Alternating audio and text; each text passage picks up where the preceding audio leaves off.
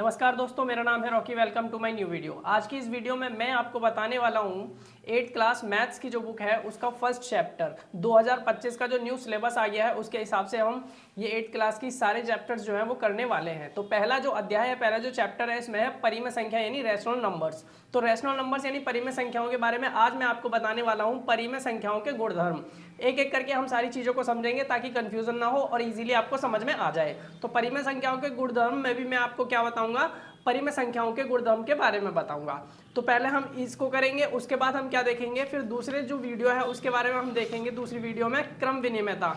उसके बाद तीसरी वीडियो जाएगी हमारी आएगी सहचारिता में, यानी आपको कंफ्यूजन ना हो इसलिए मैं आपके लिए अलग अलग ये वीडियोस लेके आऊंगा। तो सबसे पहले इसको जान लेते हैं, चलिए इसे स्टार्ट करते हैं। पहली चीज यहाँ पर देखो, ये समवृत्त लिखा हुआ है। परिमेय संख्याओं के गुणधर्म में क्या लिखा है, समवृत्त लिखा हुआ है। आप देख सकते हो इसमें समवृत्त लिखा है। इस समवृत्त का मतलब क्या होता है, तो यहाँ पर ये तालिकाएं दे रखी हैं, ये जो टेबल्स दे रखे हैं इनमें क्या है इनका मतलब। तो सबसे पहले दे रखा है पूर्ण संख्या है। तो समवृत्त का मतलब क्या होता है, पूर्ण संख्या यहाँ पर दिया है, पूर्ण संख्या योग के अंतर्गत समवृत्त है। यहाँ पर दे रखा है, ये टिप्पणी दे रखी है। तो इसका मतलब क्या है, इसी को समझाना है मुझे आपको, और ध्यान से समझना बहुत ईजी है। तो इसका मतलब यह है, देखो पहली बात तो ये आपको ये पता होना चाहिए कि पूर्ण संख्याएं जो होती हैं, पूर्ण संख्याएं कहाँ से स्टार्ट होती हैं, 0 से। तो 0, 1, 2, 3 इत्यादि, मतलब और भी बहुत सारी अनंत तक। तो ये सब क्या है, पूर्ण संख्याएं। तो कहने का मतलब है 0 से जो स्टार्ट होती है वो पूर्ण संख्याएं होती हैं। तो पूर्ण संख्याएं योग के अंतर्गत समवृत्त का मतलब ये हो गया कि अगर किसी भी पूर्ण संख्याओं को लोगे, आप किन्हीं भी कोई भी पूर्ण संख्या लोगे और उनका योग करोगे, जैसे कि मैं आपको 0 और 1 इनको लूं और इनका योग करूं, तो क्या आएगा, हमारे पास 1 आएगा, 1 के बराबर आएगा। तो ये जो आया हमारा, ये क्या है, ये भी तो एक पूर्ण संख्या है। तो यही इसका मतलब है कहने का, ये यही कहना चाह रहा है कि पूर्ण संख्या योग के अंतर्गत समवृत्त है का मतलब है कि पूर्ण संख्याओं को योग करोगे, जोड़ोगे तो आपको पूर्ण संख्या ही प्राप्त होगी। आप समझ गए होंगे अब कि किन्हीं भी पूर्ण संख्याओं को आप लोगे, उनको योग करोगे यानी जोड़ोगे तो आपको पूर्ण संख्या ही प्राप्त होगी। जैसे कि मैं 2 + 3 इसको ले लूं, तो 3 और 2 को जोड़ने पर मेरे को 5 प्राप्त हुआ। ये दोनों क्या है, पूर्ण संख्या है, और दोनों पूर्ण संख्याओं को जोड़ा तो हमें एक पूर्ण संख्या प्राप्त हुई 5, ये भी एक पूर्ण संख्या है। तो इसीलिए कहा गया है पूर्ण संख्या योग के अंतर्गत समवृत्त है। और ये चीजें आपको याद करनी है, ये जो डेफिनेशन यहाँ पर लिखी हुई है ये आपको याद कर लेनी है। मैंने इसको आपको बता दिया। अब दूसरी चीज यहाँ पर लिखा है पूर्ण संख्या व्यकलन के अंतर्गत समवृत्त नहीं है। व्यकलन मतलब होता है घटा, यानी माइनस करेंगे तो हमें पूर्ण संख्या प्राप्त नहीं होगी। जैसे कि ये पूर्ण संख्या है, तो अब मैं क्या करता हूँ, इनका व्यकलन यानी माइनस करता हूँ।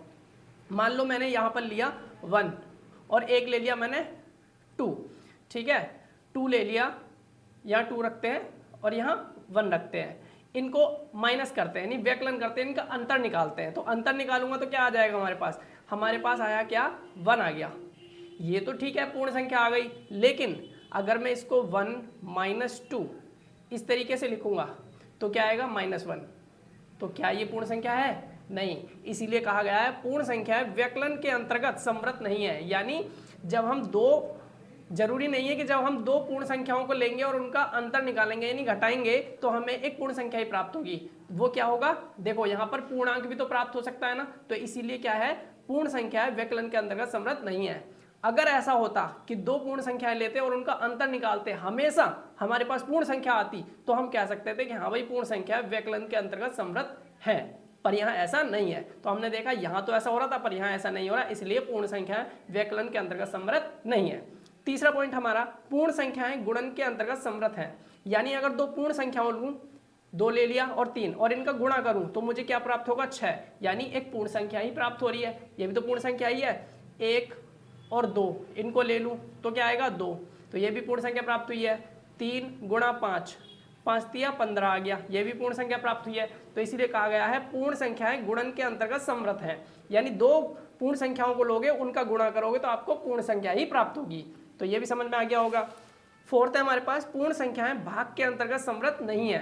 पूर्ण संख्याएं भाग के अंतर्गत समवृत्त नहीं है, कहने का मतलब है 2 पूर्ण संख्याओं को लोगे और उनको भाग करोगे तो आपको जरूरी नहीं कि एक पूर्ण संख्या ही प्राप्त होगी, ठीक है। जैसे कि यहाँ पर लिया हमने 5 ले लिया और 5 को मैं अगर 2 से डिवाइड करूं, ये दोनों पूर्ण संख्याएं हैं, 5 भी और 2 भी। अगर मैं 5 को 2 से डिवाइड करूंगा तो मुझे क्या आएगा भाई, ये पॉइंट में संख्या आ जाएगी, 2.5 आ जाएगा। 2 दूनी 4, 1 बचा, पॉइंट लगा दिया, 2 पंजे 10, ठीक है। तो कितना आया, 2.5। तो ये पूर्ण संख्या थोड़ी है, ये तो भाई डेसिमल नंबर आ गया, दशमलव संख्या आ गई। तो इसलिए हम क्या कहते हैं, पूर्ण संख्याएं भाग के अंतर्गत समवृत्त नहीं है। तो ये मैंने आपको पहले पूर्ण संख्याओं के बारे में बताया, समृत वाला चीज, ठीक है। समृत की पूर्ण संख्याएं समृत है, किसमें समृत है और किसमें नहीं है। जैसे यहाँ था योग के अंतर्गत है, व्यकलन के अंतर्गत नहीं है, गुणन के अंतर्गत है, भाग के अंतर्गत नहीं है। अब हम बात करेंगे पूर्णांक की। क्या पूर्णांक योग के अंतर्गत समृत है, यानी कि दो पूर्णांक को लेने पर हमेशा एक पूर्ण संख्या ही आती है। तो देख लेते हैं, यहाँ पर करके देखते हैं। दो पूर्ण संख्या, पहले हम क्या पूर्णांक, अच्छा पहले पूर्णांक जानो। देखो प्राकृतिक संख्याएं होती हैं जो 1 से स्टार्ट होते हैं, 1 2 3 4 इत्यादि अनंत तक, और पूर्ण संख्याएं 0 से स्टार्ट हो रही हैं। और पूर्णांक जो होते हैं वो धनात्मक, ऋणात्मक और 0, इन सबको मिलाकर हम पूर्ण संख्या बोलते हैं।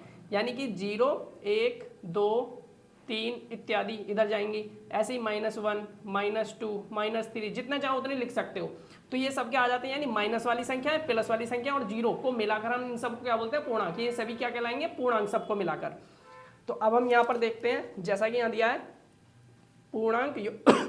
पूर्णांक योग के अंतर्गत समृत है। तो देख लेते हैं भाई, एक तो हमने लिया 2, ये भी पूर्णांक है, और एक ले लिया हमने क्या 3, ये भी पूर्णांक है। ये पूर्ण संख्या भी है, पूर्णांक भी है। तो इनका योग करना है, तो योग करूंगा कितना आ गया 5। भाई ये पूर्णांक है। अभी मैंने आपको बताया ना, प्लस वाली जितनी भी संख्या है, माइनस वाली जितनी भी संख्या है, सब पूर्णांक कहलाते हैं। 0 को भी पूर्णांक कहते हैं। प्लस वाली धनात्मक पूर्णांक, माइनस वाली ऋणात्मक पूर्णांक। और 0 ना तो ऋणात्मक ना ही धनात्मक होता है, ध्यान रखना इसको, ना तो ऋणात्मक ना धनात्मक होता है। अब यहाँ पर ये तो हमारा आ गया। एक हम माइनस वाला लेके देखते हैं। देखो एक माइनस का लिया और एक प्लस वाला हमने 3 ले लिया। तो इन दोनों का अगर मैं क्या करूंगा, इसमें से इसको माइनस करना पड़ेगा, क्योंकि बड़ी वैल्यू बड़ी में से छोटी माइनस करूंगा तो कितना आ जाएगा, 1 आ जाएगा। तो 1 भी तो हमारा पूर्णांक ही आया है। तो यहाँ पर भी क्या है, देखो यहाँ पर भी सही बैठ रहा है ये। ऐसे अब क्या कर लेते हैं, हम दोनों माइनस वाले ले लेते हैं, ठीक है। माइनस वाले पूर्णांक ले लेते हैं। -2 हो गया और माइनस का 5 ले लिया, ठीक है। लेकिन करना तो प्लस है ना, तो बीच में तो प्लस का साइन लगाना पड़ेगा। एक संख्या ये ले ली, एक संख्या ये, साइन बीच में लगाना पड़ेगा ये। तो अब यहाँ इसको और सॉल्व करेंगे। -2 प्लस माइनस, इनको ब्रैकेट्स को खोलेंगे तो माइनस का आ जाएगा, प्लस माइनस इंटू होकर क्या आएगा, -5। अब इसको सॉल्व करेंगे, माइनस और माइनस कितना हो गया, 5 और 2 7, माइनस का 7 आ गया। भाई माइनस का जो 7 आया ये भी तो एक पूर्णांक ही आया है। तो इसका मतलब ये सही बात है, पूर्णांक जो है योग के अंतर्गत समृत है। आगे बढ़ते हैं। आगे हमें क्या कह रहा है, आगे हमें कह रहा है पूर्णांक व्यकलन के अंतर्गत समृत है। यानी अगर हम दो पूर्णांक लेंगे और उनको क्या करेंगे हम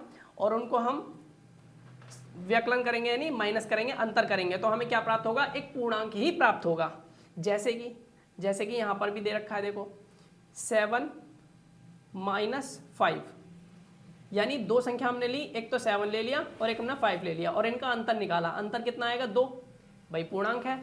इसी तरीके से हमने एक ले लिया -6 और एक ले लिया माइनस का, यानी प्लस का 8, और इनका हमें क्या करना है, माइनस करना है। तो कितना आ जाएगा ये, -14, जो कि एक पूर्णांक है। तो इसीलिए क्या कहा गया है, पूर्णांक व्यकलन के अंतर्गत समृत है। यानी दो पूर्णांक को लेंगे और उनका अंतर निकालेंगे तो हमेशा एक पूर्णांक ही आएगा। तीसरा है हमारा पूर्णांक गुणन के अंतर्गत समृत है।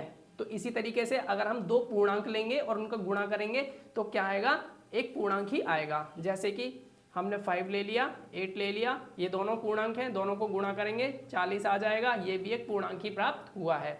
इसी तरीके से -5 लेंगे इंटू 8 ले लिया प्लस का, इन दोनों को मल्टीप्लाई करेंगे, -40 आ गया, ये भी एक पूर्णांक ही आया है। तो ये भी क्या हो जाएंगे हमारा, भाई ये जो पूर्णांक है गुणन के अंतर्गत समृत है। नेक्स्ट है हमारा पूर्णांक जो है भाग के अंतर्गत समृत नहीं है। तो इसका मतलब ये हुआ, दो पूर्णांक लेंगे और उनको भाग करेंगे तो वो क्या आएगा, हमारा जो है एक पूर्णांक नहीं भी हो सकता है कि वो पूर्णांक आए भी, लेकिन ऐसा भी होगा नहीं भी आए। तो ये देखो यहाँ पर दे रखा है ना, जैसे मैंने 10 लिया, 10 को 2 से डिवाइड करूंगा, कितना आया 5, ये तो पूर्णांक आ रहा है। लेकिन अगर मैं 5 को 8 से डिवाइड करूंगा तो क्या मेरे पास एक पूर्णांक आएगा, नहीं, पॉइंट में आ जाएगा। जब मैं 5 को 8 से डिवाइड करूंगा तो कितना आएगा, पॉइंट में आएगा। ये देखो 5 को 8 से डिवाइड करूंगा तो पहले 0 लगा के पॉइंट लगाना पड़ेगा, या 0 बढ़ेगी, 8 छिंग 48 आ जाएगा, यहाँ से 2 बच गया, ठीक है, यहाँ 0 बढ़ा सकते हैं, 8 अब तक याद है, आप देख ही सकते हो, आगे करने की जरूरत नहीं है, पॉइंट में आ रहा है, ठीक है। तो बस यही बात है कि पूर्णांक भाग के अंतर्गत समृत नहीं है। अब हम बात करेंगे परिमेय संख्या। पहले हमने पूर्ण संख्याओं की बात करी, फिर हमने पूर्णांक की बात करी समृत के बारे में, फिर परिमेय संख्याएं समृत है कि नहीं है ये बात करेंगे हम। तो पहला है परिमेय संख्या, यहाँ से ये क्या पेज नंबर 4, परिमेय संख्या योग के अंतर्गत समृद्ध है, इसको लगा लेना। तो इसको हम करके भी देख लेते हैं, क्या ये ऐसा है? तो परिमेय संख्याएं योग के अंतर्गत समृद्ध का मतलब क्या हुआ? इसका मतलब हुआ कि दो परिमेय संख्याएं, दो से ज़्यादा परिमेय संख्याओं को आप लोगे और उनका आप क्या करोगे? योग करोगे, तो आपको एक परिमेय संख्या ही प्राप्त होगी। तो देख लेते हैं भाई, 2/4 या 2/5 एक परिमेय संख्या है। इसी तरीके से 3/5 ये भी एक परिमेय संख्या है। अगर मैं इनको जोड़ दूंगा तो कितना आएगा? एक चीज़ ध्यान रखना, ये वाली संख्या अगर आपको नहीं जोड़नी आती है तो आपको ये सीखनी चाहिए। यानी बट्टे वाली संख्या आपको जोड़नी, घटानी, गुणा करनी, भाग करनी नहीं आती तो आपको सीखनी चाहिए, और नहीं आती है तो आप मुझसे कमेंट करके बोल सकते हो, मैं आपको जरूर बताऊंगा। तो ये देखो, पहली बात तो ये यहाँ पर डेनोमिनेटर होता है, ये यानी हर बोलते हैं हिंदी में। अगर ये दोनों एक जैसे हैं तो इनमें से एक लिख लेंगे, और ऊपर प्लस है तो प्लस करेंगे, अगर माइनस होता तो माइनस कर देते। 3 और 2 5 हो गया, 5 को 5 से डिवाइड करूंगा 1 आ जाएगा। तो ये क्या आया? 1, और 1 क्या है? परिमेय संख्या ही आई है। तो इसका मतलब ये बात सही है, इसको याद कर लेना है। दूसरी चीज़ हमें क्या बोल रहा है? एक तो हमने देख लिया परिमेय संख्या योग के अंतर्गत समृद्ध है। अब हम देखेंगे परिमेय संख्याएं व्यकलन के अंतर्गत समृद्ध है कि नहीं है।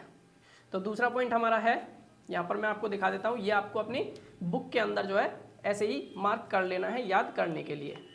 यहाँ पर आप देख सकते हो परिमेय संख्याएं व्यकलन के अंतर्गत समृद्ध है, ये लगा हुआ है, ये आपको अपनी बुक में मार्क कर लेना है। तो हम इसको करके भी देख लेते हैं। बिल्कुल वैसे ही जैसे मैंने बताया, परिमेय संख्या व्यकलन के अंतर्गत समृद्ध है। तो परिमेय संख्याओं का व्यकलन करेंगे, जैसे 2/3 ले लिया और माइनस 3/4 ले लिया। इनका हम क्या करेंगे भाई? मैंने 2/3 लिया, 3/4 लिया, इनका अंतर निकाल रहा हूँ। तो अंतर निकालूंगा, कैसे निकालूंगा? इसको इससे मल्टीप्लाई करेंगे, नीचे आएगा 4 तिया 12, फिर इसकी मल्टीप्लाई इससे होगी 8, इसकी मल्टीप्लाई इससे होगी, माइनस का साइन लग जाएगा, 3 तिया 9, फिर क्या आएगा? नीचे 12 का 12, इस 9 में से 8 को माइनस करूंगा, माइनस का 1 आ जाएगा। तो ये क्या है? एक परिमेय संख्या ही तो प्राप्त हुई है। तो भाई यही बात तो ये बोल रहा है, तो ये बात सत्य है। तो परिमेय संख्या व्यकलन के अंतर्गत समृद्ध है, यानी दो परिमेय संख्या में दो से ज्यादा परिमेय संख्याओं को जब आप घटाओगे तो आपको एक परिमेय संख्या ही प्राप्त होगी, यही कह रहा है। नेक्स्ट है हमारा पॉइंट। तो हमारा नेक्स्ट पॉइंट क्या है? परिमेय संख्याएं गुणन के अंतर्गत समृद्ध है, यानी परिमेय संख्याओं का अगर गुणा करोगे तब भी आपको परिमेय संख्या ही प्राप्त होगी। उसके बाद हमारे पास क्या बोल रहा है? नेक्स्ट वाला है हमारे पास परिमेय संख्याओं वाला, भाग के अंतर्गत परिमेय संख्याएं भाग के अंतर्गत समृद्ध नहीं है। यानी अगर दो परिमेय संख्याएं लोगे आप, ठीक है, या दो से ज़्यादा परिमेय संख्याओं लोगे और उनका डिवाइड करोगे, उनको भाग करोगे, तो आपको जरूरी नहीं है कि एक परिमेय संख्या ही प्राप्त हो सकता है परिमेय संख्या भी ना प्राप्त हो। ठीक, तो इसलिए वो कह रहा है कि जो परिमेय संख्या है भाग के अंतर्गत समृद्ध नहीं है।